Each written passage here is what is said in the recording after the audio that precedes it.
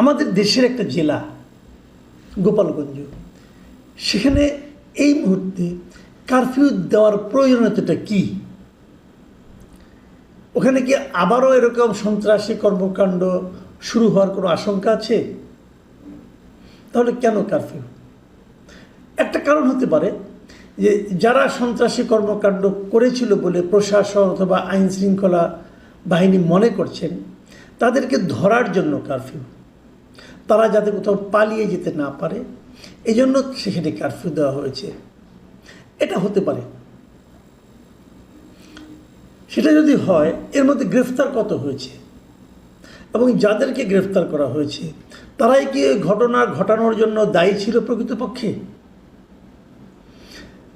বিভিন্ন জন কিন্তু এরই মধ্যে বলাবলি করছেন, গোপালগঞ্জের লোকজন, বিভিন্ন পত্রপত্রিকা যেগুলো আমি পড়েছি, যে আওয়ামী লীগ অথবা ছাত্রলীগের সঙ্গে যারা সরাসরি জড়িত ছিলেন, যারা বড় বড় নেতা ছিলেন, তারা কেউ এলাকায় নেই এবং তাদের আশঙ্কা যে এই কারফিউর মধ্যে গ্রেফতারের নামে আসলে নিরীহ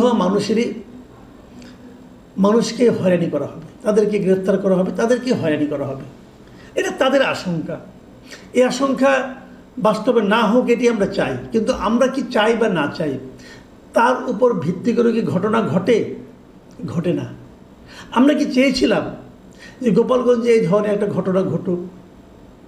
কেন ঘটলো এটা নিয়ে আমি গত দুদিন ধরে অনেকবার বলাবলি করেছি।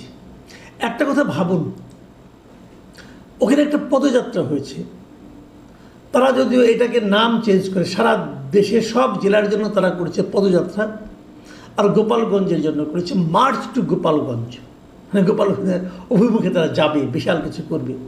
এবং সেটা নিয়ে বিভিন্ন সোশ্যাল মিডিয়ায় অনেকে এমন প্রচারণাও করেছেন যে ওখানে যে বঙ্গবন্ধুর যে সমাধি আছে, কবরস্থান, সেটাকে ভেঙে ফেলা হবে, গুড়িয়ে ফেলা হবে। সাধারণত আপনি তো বলবেন যে এটা লজিক্যাল তো না। তো লজিক্যাল কি 32 নম্বর ভাঙাটা ছিল? ওটা তো লজিক্যাল ছিল না। তো ভেঙে তো দিয়েছে, সরকার দেখেছে, কেউ কিছু বলেনি, বাধা দেওয়ার চেষ্টা করেনি সরকার। দেশে ওই সময় একটা সরকার ছিল, তারা কোনো বাধা দেয়নি এবং সেই ভাঙাটা কিন্তু একদম রীতিমতো বুলডোজার এনে ভাঙা হয়েছে। বুলডোজার কোথেকে আসলো? বুলডোজার কি প্রত্যেকটা মানুষের প্যান্টের পকেটে একটা করে থাকে? তা তো থাকে না, আনা হয়েছে। কোথেকে আনা হয়েছে? কে সাপ্লাই দিয়েছে? এগুলি কেউ খোঁজ করা হয়েছে? তার হচ্ছে বড় কথা, 32 নম্বর যে ভাঙা হয়েছে এ নিয়ে থানায় কোনো মামলা হয়েছে? সেই মামলা তদন্তের রেজাল্ট কি কেউ জানেন আপনারা?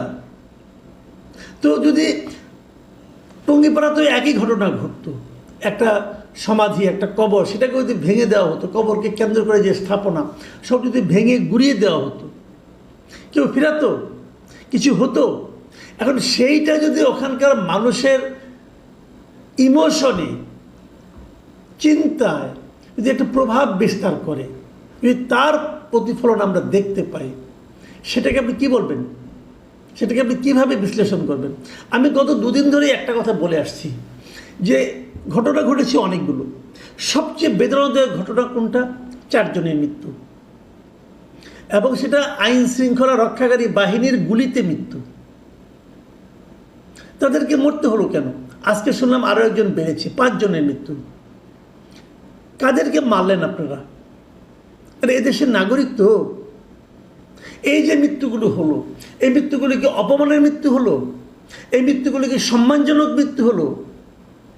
সম্মানজনক যে হয়নি, অথবা এই রাষ্ট্র যে এই মৃত্যুগুলো নিয়ে মিনিমাম শোকাহত নয়, মিনিমাম ফিলিংস তাদের মধ্যে কাজ করছে না, তার বড় প্রমাণ হলো এই কোনো একটা মৃত্যুর ময়নাতদন্ত হয়নি, পুলিশ সুরথাল রিপোর্ট তৈরি করেনি, দাফন হয়ে গেছে, দ্রুতবেগে দাফন দিতে বাধ্য করা হয়েছে।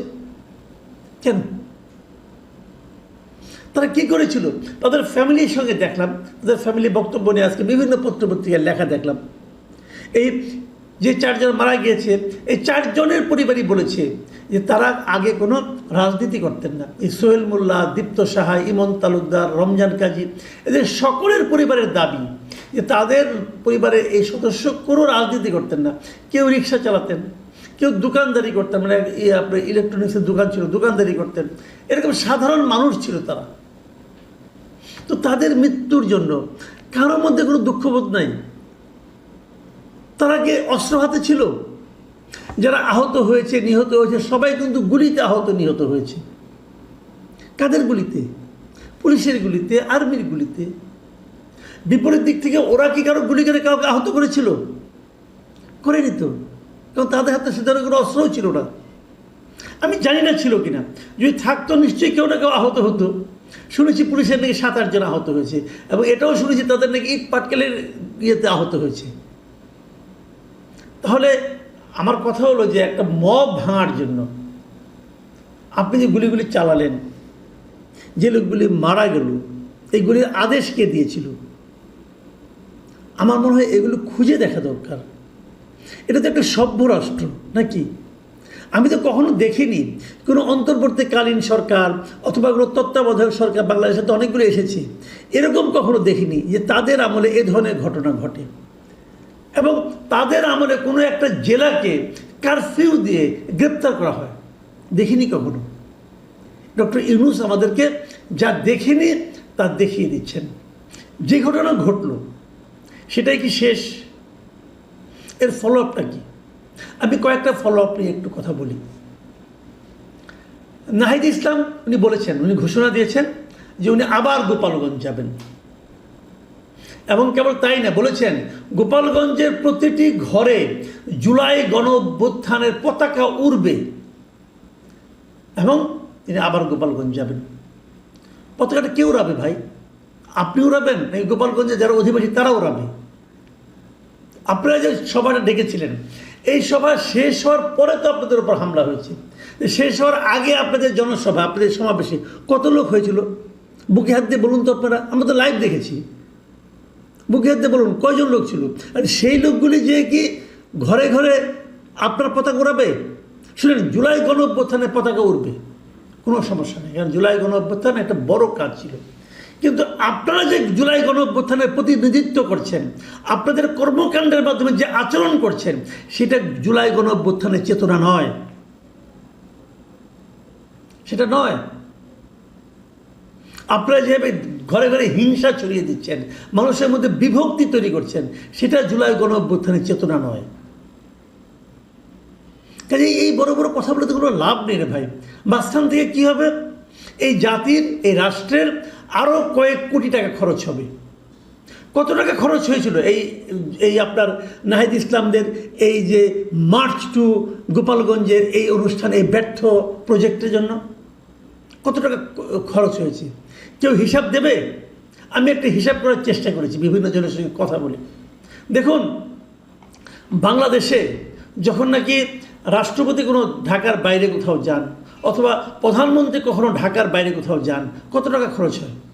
রাষ্ট্রপতি গেলে প্রতি ঘন্টায় 72 লক্ষ টাকা খরচ হয়, এবং প্রধানমন্ত্রী গেলে প্রতি ঘন্টায় 81 লক্ষ টাকা খরচ হয়। আর এরা যে অনুষ্ঠানটা করেছে সেখানে ওই রকমই কিন্তু নিরাপত্তা ছিল, বরঞ্চ আপনার এই যে এপিসি যেটাতে আমরা সাজোয়া যান বলেছি, এই এপিসি অনেক সময় যায় না প্রাইম মিনিস্টার এবং প্রধানমন্ত্রীর সঙ্গে, প্রেসিডেন্টের সঙ্গে, ওদের সঙ্গে গিয়েছিল। কত খরচ হয়েছে? আমাকে একজন যিনি হিসাব দিলেন, এটা প্রায় 8 কোটি টাকার মতো খরচ হয়েছে সরকারের। তো এবং আরও কি নতুন নতুন, আমাকে একজন চ্যালেঞ্জ করে বললেন যে আপনি কখনো দেখেছেন যে কোনো রাজনৈতিক নেতৃবৃন্দ এপিসিতে ওঠার সুযোগ পায় অথবা তাকে উঠানো হয়? আমাদের এখানে হাসনাত সার্জিসদের উঠানো হয়েছিল, ওটা করে তাদেরকে রেস্কিউ করা হয়েছিল। আচ্ছা, ওর বাইরে যারা ছিল, পুলিশ ছিল, আর্মি ছিল, তারা তো এপিসির বাইরেই ছিল, তাদের জীবনের নিরাপত্তা প্রয়োজন ছিল না? তো ওনাদেরকে তুলতে হলো কেন? একটা অনিবন্ধিত রাজনৈতিক দলের এই ধরনের একটা আবদার, একটা জেদ পূরণের জন্য রাষ্ট্রে এত কোটি টাকা খরচ হলো। ওনারা আবার যাবেন, আবার সেই জেদ করবেন, আবার যাবেন। এবার হয়তো আরও লট বহন নিয়ে যাবেন, আরও বেশি সাজোয়া যান নিয়ে যাবেন, হয়তো সাজোয়া যানের মধ্যে বসে বসেই বক্তৃতা করবেন, কী করবেন জানি না, আরও খরচ হবে। এবার হয়তো পারবেন, প্রতিটা ঘরের সামনে যদি পুলিশ রাখেন, আর্মি রাখেন, হয়তো তারা সেই ফ্ল্যাগ উড়াতে পারবেন। এসে বলবেন যে শেখ মুজিবের জন্মস্থানে প্রত্যেকটা ঘরে যে মুজিববাদের মানে মুর্দাবাদ করে বলে এসেছি এবং তাদের সেই ফ্ল্যাগ উড়িয়ে এসেছি। কিন্তু এতে সবচেয়ে বড় কথা হলো কি, এতে লাভটা কি হবে? এই যে হাসনাত আবদুল্লাহ বললেন যে মুজিবের জন্মভূমিতে দাঁড়িয়ে মুজিববাদ মুর্দাবাদ বলে এসেছি, এতে জাতির লাভটা কি হয়েছে ভাই? সাল্লাল্লাহু আলাইহি সাল্লাম আপনাকেও বলি, আপনার কি লাভ হয়েছে? দেশের মানুষ কি আপনাদের প্রতি তাদের সম্মান আরও বাড়িয়েছে? ভালোবাসা দেশের মানুষের মধ্যে কি বেড়ে গেছে আপনাদের জন্য? বাড়েনি, বরং ভয় বেড়েছে, আতঙ্ক বেড়েছে। মানুষ আপনাদেরকে ভয় পাবে, ভালোবাসবে না। মানুষের ভালোবাসা অর্জন করার চেষ্টা করুন। মানুষকে ভয় দেখাবেন না, ভয় দেখে কোনো লাভ হয় না রে ভাই। শেখ হাসিনা মানুষকে ভয় দেখাতো, কিছু হলে ধরে নিয়ে যাবো, মেরে ফেলবো, কেটে ফেলবো, এদের ভয় দেখাতো। সেই ভয়ের রেজাল্ট কি হয়েছে আপনারা জানেন। আপনারা তো মাত্রই ওদেরকে সরিয়ে এসেছেন। আপনাদের মধ্যে এই চিন্তাগুলো এত দ্রুত কীভাবে মানে আপনারা ভুলে যান কীভাবে, এটা তো বুঝি না। এটা তো দগদগে ঘাড় মতো আপনাদের সামনে একটা উদাহরণ আছে। সেই উদাহরণ থেকে কেন আপনারা শিক্ষা নেন না? আপনারা শেখ হাসিনার বিরুদ্ধে লড়াই করেছেন, শেখ মুজিবের বিরুদ্ধে নয়। শেখ মুজিব এবং শেখ হাসিনা এক নয়। শেখ হাসিনার আওয়ামী লীগ এবং বঙ্গবন্ধুর আওয়ামী লীগ এক নয়। এইগুলো যদি আপনারা চালাতে থাকেন আগামীতে, আমার মনে হয় আমার মানে সাধারণ মানুষ আপনাদের কতটুকু গ্রহণ করবে এটা নিয়ে কিন্তু আমার মধ্যে দ্বিধা তৈরি হয়েছে। আমি অবশ্যই চাইব যে এই এনসিপি সাধারণ মানুষের মনের মধ্যে ঢুকে যাক। আমরা চাইব, আমরা সবসময় একটা বিকল্প রাজনৈতিক শক্তি খুঁজেছি, আমি নিজেও খুঁজেছি। আমি চেয়েছি যে এই তরুণরা ভালো কিছু করুক। সেই সম্ভাবনা আপনারা নিজেরাই নষ্ট করে দিয়েন না প্লিজ। হিংসা তৈরি করে কিছু অর্জন করা যায় না। মানুষকে ভালোবাসতে উদ্বুদ্ধ করুন।